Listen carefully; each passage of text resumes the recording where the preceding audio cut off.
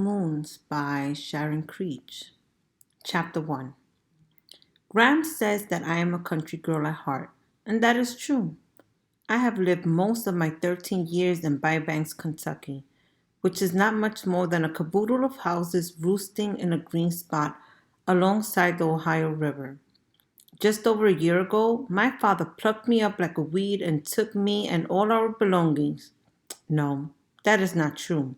He did not bring the chestnut tree, or the willow, or the maple, or the hayloft, or the swimming hole, or any of those things which belong to me. And we drove 300 miles straight north and stopped in front of a house in Euclid, Ohio. Where are the trees? I said. This is where we're going to live? No, my father said. This is Margaret's house. The front door of the house opened, and Margaret, the lady with the wild red hair, stood there. I looked up and down the street. The buildings were all jammed together like a row of birdhouses. In front of each one was a tiny square of grass, and in front of that was the long, long cement sidewalk running alongside the cement road. Where's the barn? I asked. Where's the river? Where's the swimming hole? Oh, Sal, my father said, come along. There's Margaret. He waved to the lady at the door. We have to go back, I said. I forgot something. The lady with the wild red hair opened the door and came out on the porch. In the back of my closet, I said, under the floorboards. I put something there, and I've got to have it. Don't be a goose, he said. Come and see Margaret. I did not want to see Margaret. I stood there looking around, and that's when I saw the face pressed up against an upstairs window next door. It was a girl's round face, and it looked afraid. I didn't know it then, but that face belonged to Phoebe Winterbottom, the girl who had a powerful imagination, who became my friend and would have all those peculiar things happen to her. Not long ago, when I was locked in a car with my grandparents for 6 days, I told them the story of Phoebe. And when I finished telling them, or maybe even as I was telling them, I realized that the story of Phoebe was like the plaster wall in our whole old house in Bybanks, Kentucky. My father started chipping away at a plaster wall in the living room of our house in Bybanks shortly after my mother left us one April morning. Our house was an old farmhouse, which my parents had been restoring, room by room. Each night, as he waited to hear from my mother, he chipped away at that wall. On the night that we got the bad news that she was not returning, he pounded and pounded on that wall with a chisel and a hammer. At 2 o'clock in the morning, he came up to my room. I was not asleep. He led me downstairs and showed me what he had found. Hidden behind the wall was a brick fireplace. The reason that Phoebe's story reminds me of that plaster wall and the hidden fireplace is that beneath Phoebe's story was another one. It was about me and my own mother. Chapter 2. The Chickabiddy Starts a Story. It was after all the adventures of Phoebe that my grandparents came up with a plan to drive from Kentucky to Ohio, where they would pick me up, and then the three of us would drive 2,000 miles west to Lewiston, Idaho. This is how Jay came to be locked in a car with them for nearly a week. It was not a trip that I was eager to go on, but it was one I had to take. Gramps has said, well, see the whole ding dong country. Gramps squeezed my cheeks and said, this trip will give me a chance to be with my favorite chickabiddy again. I am, by the way, their only chickabiddy. My father said that Graham couldn't read maps worth a hill of beans and that he was grateful that I had agreed to go along and help them find their way. I was only 13, And although I did have a way with maps, it was not really because of that skill that I was going, nor was it to see the whole ding dong country that Gram and Gramps were going. The real reasons were buried beneath piles and piles of unsaid things. Some of the real reasons were: one, Gram and Gramps wanted to see Mama, who was resting peacefully in Lewistown, Idaho. Two, Gram and Gramps knew that I wanted to see Mama, but that I was afraid to. Three, Dad wanted to be alone with the red-headed Margaret cadaver. He had already seen Mama and he had not taken me. Also, although this wasn't as important, I think Dad did not trust Gram and Gramps to behave themselves along the way unless they had me with them. Dad said that if they tried to go on their own, he would save everyone a lot of time and embarrassment by calling the police and having them arrested before they even left the driveway. It might sound a bit extreme for a man to call the police on his own tottery old parents, but when my grandparents get in a car, trouble just naturally follows them, like a filly trailing behind a mare.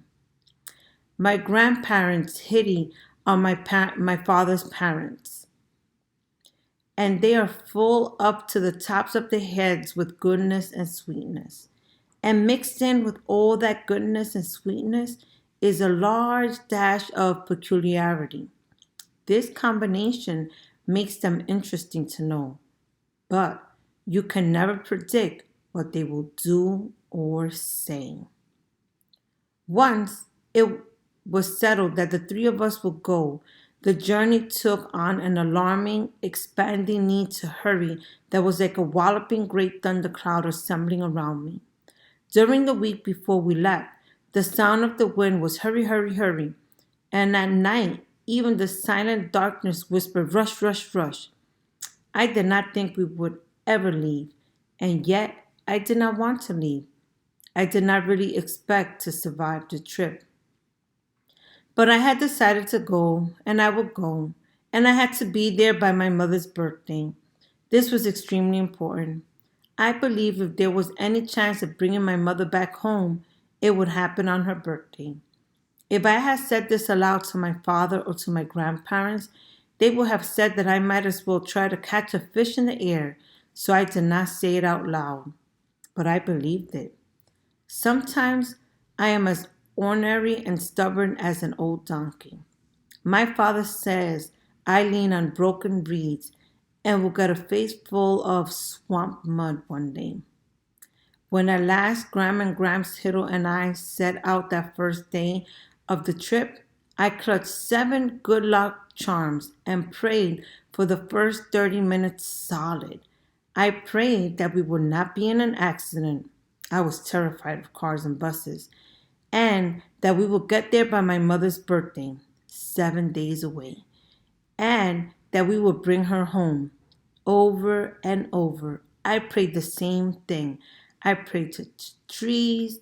This was easier than praying directly to God. There were nearly always a tree nearby. As we pulled onto the Ohio Turnpike, which is the flattest, straightest piece of road in God's whole creation, Gram interrupted my prayers. Salamanca. I should explain right off that my real name is Salamanca Tree Hiddle. Salamanca, my parents thought, was the name of the Indian tribe to which my great great grandmother belonged. My parents were mistaken. The name of the tribe was Seneca, but since my parents did not discover their error until after I was born, and they were, by then, used to my name, it remained Salamanca. My middle name Tree comes from your basic tree, a thing of such beauty to my mother that she made it part of my name. She wanted to be more specific and used Sugar Maple Tree, her very favorite because Sugar Maple is part of her own name. But Salamanca Sugar Tree Hiddle sounded a bit much. My mother used to call me Salamanca, but after she left, Only my grandparents Hiddle called me Salamanca when they were not calling me Chickabiddy. To most other people, I was Sal, and to a few boys who thought they were especially amusing, I was Salamander. In the car, as we started our long journey to Lewiston, Idaho, my grandmother Hiddle said, Salamanca, why don't you entertain us? What sort of thing did you have in mind? I hope they would not expect me to do something thumpingly embarrassing, like climb on top of the car and sing a little ditty. You can never tell with my grandparents. But Gramps said, how about a story? Spin us a yam. I certainly do know heaps of stories, but I learned most of them from Gramps. Gramps suggested I tell one about my mother that I could not do. I had just reached the point where I could stop thinking about her every minute of every day. I wasn't ready, or at least I did not think I was ready to talk about her. Gramps said, well then, what about your friends? You got any tales to tell about them? Instantly, Phoebe Winterbottom came to mind. There was certainly a hog's belly full of things to tell about her. I could tell you an extensively strange story, I warned. Oh, good, Graham said. Delicious. And that is how I happened to suspend my tree prayers and tell them about Phoebe Winterbottom, her disappearing mother, and the lunatic. It is also how I discovered that beneath Phoebe's story was another story.